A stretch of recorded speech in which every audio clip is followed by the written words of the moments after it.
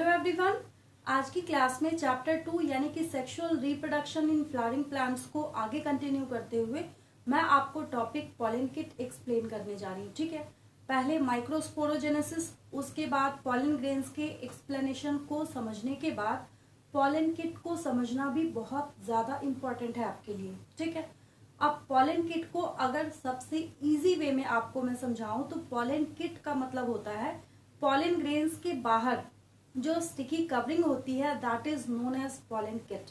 ठीक है, या फिर उसको अगर दूसरे तरीके से आपको समझना है, पॉलन ग्रेन्स की जो एक्सटर्नल कवरिंग होती है विच इज एक्साइन। ठीक है, तो एक्साइन के चारों तरफ जो स्टिकी कवरिंग होती है उसको पॉलन किट बोला जाता है।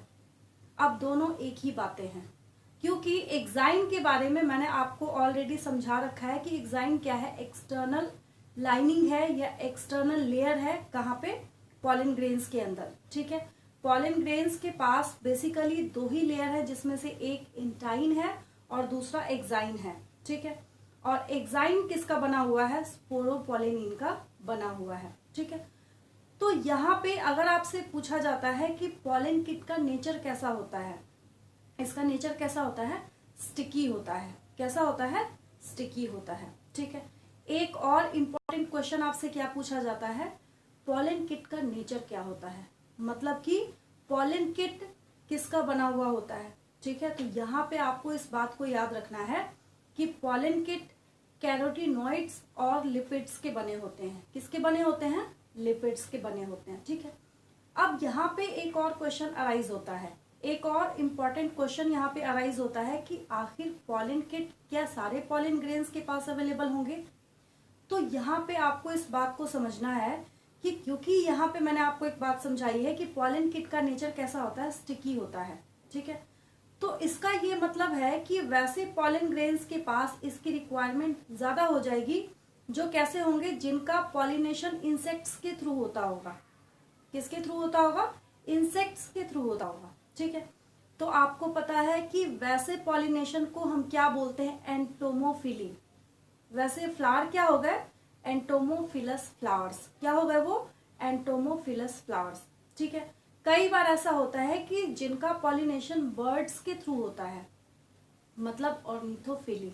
ठीक है, नेक्स्ट वीडियो आप देख लेंगे, नेक्स्ट वीडियो में आपको मैंने एजेंट्स ऑफ पॉलिनेशन समझा रखे हैं। ठीक है, तो वहां पे ऐसे मतलब मोस्टली अगर इसको समझा जाए तो जूफिली, मतलब एनिमल्स के थ्रू जिनका पॉलिनेशन होता है, मोस्टली उनके पास पॉलन किट अवेलेबल होते हैं। अब मैंने आपको पहले ही बोला कि यहाँ आप अगर कॉमन सेंस अप्लाई करेंगे तो आपको ये बात बहुत इजीली समझ आ जाएगी। वो कैसे, क्योंकि एनिमल्स हो, इंसेक्ट हो, बर्ड्स हो या कुछ भी हो, अगर वो एक जगह से दूसरे जगह मूव करने का काम कर रहे हैं, ठीक है, तो ये स्टिकी होने की वजह से, इनका नेचर स्टिकी होने की वजह से ये इजीली क्या करते हैं, स्टिक हो जाते हैं। ठीक है, और जिसकी वजह से इनका पॉलिनेशन भी क्या हो जाता है, आसान हो जाता है। ठीक है, तो इसको बहुत आसान तरीके से आपको मैंने समझाया, वही चीजें यहाँ पे लिख भी रखी हैं। अब इसी चीज को मैंने आपको यहाँ भी समझा रखा है और यहाँ भी मैंने आपको एक्सप्लेन कर रखा है, वो भी वही बात है, that is the pollen kit is a sticky layer on the exine. कहाँ है ये, एक्साइन के बाहर है, जो मैंने आपको पहले एक बात क्लियर की पहले ही शुरू में, कि आप ऐसा भी बोल सकते हैं कि पॉलन ग्रेन्स के बाहर है। अब इसका नेचर कैसा है कि ये किसका बना है, स्पोरोपोलेनिन का, outer most layer of pollen grain made up of sporopollenin. वही बात लिखी है, कुछ नया नहीं है इसके अंदर। ठीक है, then it is present on the pollen grains of those flowers whose fertilizing agents are insects.